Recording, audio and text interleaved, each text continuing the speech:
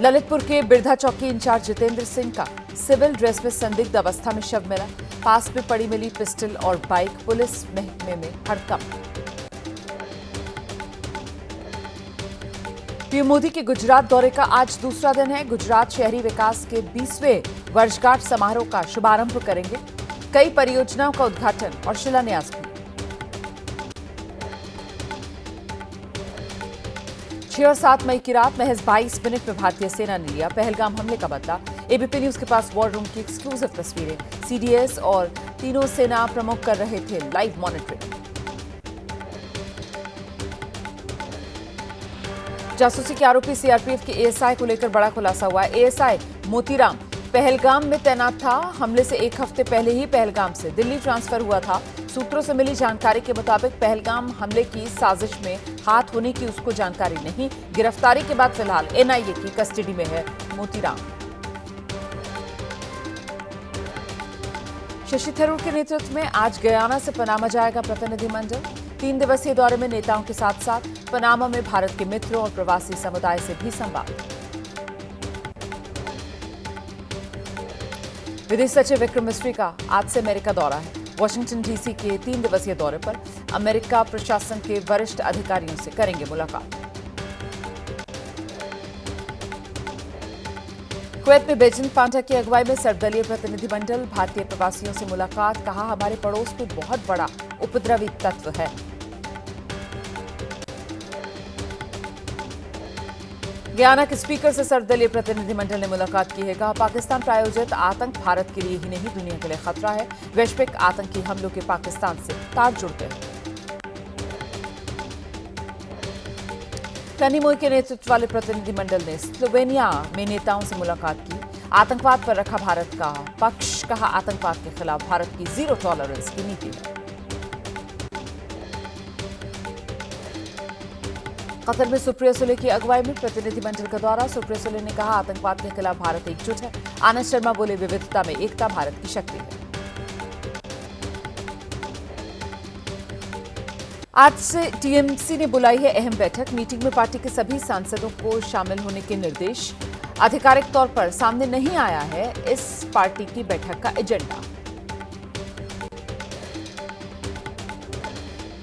राष्ट्रीय लोकदल के अध्यक्ष और केंद्रीय मंत्री जयंत चौधरी का आज मथुरा से प्रस्तावित कार्यकर्ता सम्मेलन रद्द किया गया।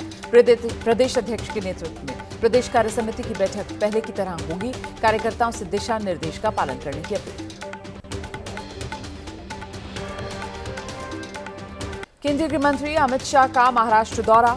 मंदिर के 150वीं वर्षगांठ पर आयोजित समारोह में लेंगे हिस्सा। मुंबई विश्वविद्यालय में आयोजित कार्यक्रम को करेंगे संबोधित।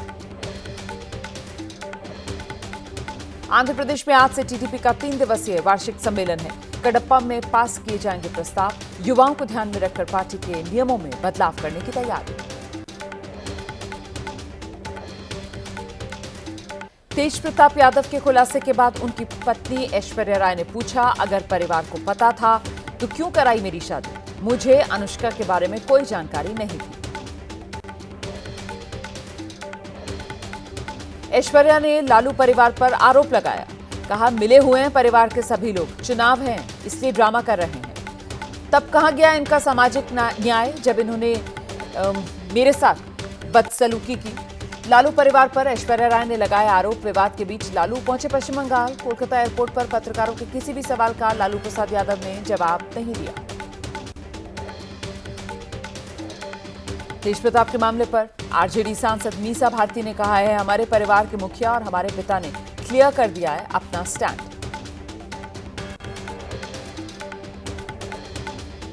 बिहार के डिप्टी सीएम सम्राट चौधरी ने कहा, राजनीति में लोक लज्जा बहुत महत्वपूर्ण, नेताओं को रखना चाहिए इसका ध्यान।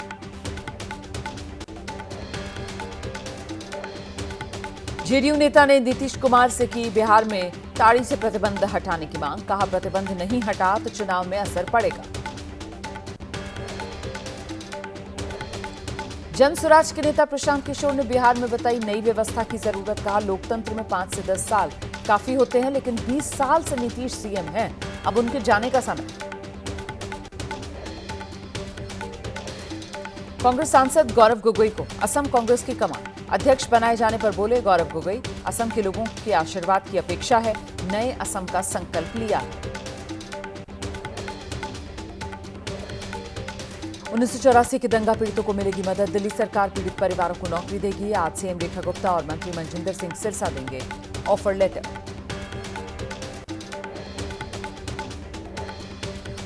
दिल्ली के बटला हाउस इलाके में अतिक्रमण हटाने का नोटिस। कहा डीडीए की जमीन पर किया गया अतिक्रमण, 11 जून से होगी अतिक्रमण गिराने की कार्रवाई।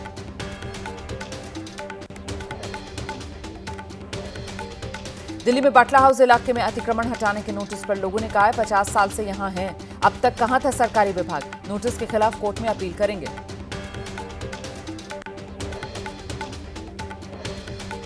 दिल्ली के बटला हाउस इलाके में अतिक्रमण हटाते समय हो सकती है परेशानी। संकरी गलियों और 5 मंजिला तक बने हुए हैं मकान।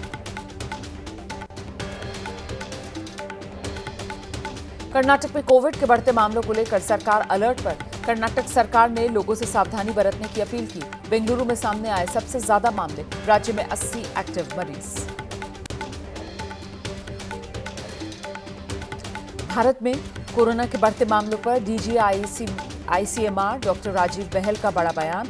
कहा फिलहाल घबराने की कोई जरूरत नहीं है, लेकिन सतर्कता और तैयारियां रखना जरूरी है। कोरोना के बढ़ते मामलों पर कानपुर आईआईटी के डायरेक्टर प्रोफेसर मणिंद्र अग्रवाल का बयान आया। कहा टीकाकरण और पहले हुए संक्रमण के कारण इम्यूनिटी हासिल हो चुकी है, इसीलिए फिलहाल घबराने की जरूरत नहीं है।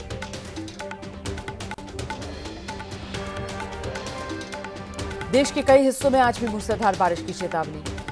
कोंकण इलाका, गोवा, मध्य महाराष्ट्र, कर्नाटक, यहां रेड अलर्ट है। केरल, तमिलनाडु, मराठवाड़ा में ऑरेंज अलर्ट जारी है। महाराष्ट्र के सोलापुर में अंडरपास के नीचे बस फंस गई। भारी बारिश की वजह से अंडरपास के नीचे पानी भर गया। सभी 27 यात्रियों को सुरक्षित निकाला गया। महाराष्ट्र के पनवेल में भारी बारिश, मूसलाधार बारिश की वजह से नेशनल हाईवे पर जल भराव, राहगीरों को आवाजाही में दिक्कत।